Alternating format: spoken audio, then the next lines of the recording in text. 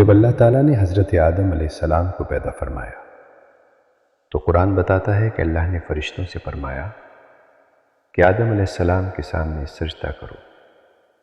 قرآن کہتا ہے تمام فرشتوں نے سجدہ کیا سوائے ایک کے۔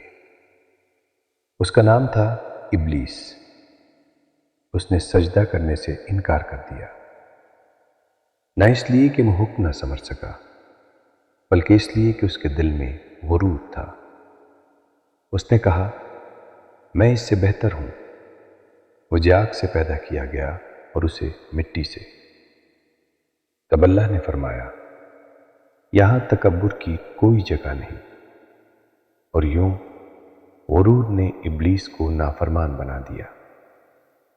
یہ واقعہ ہمیں سکھاتا ہے اللہ کے حکم کے سامنے علم، عبادت یا مقام نہیں، صرف اطاعت چلتی ہے۔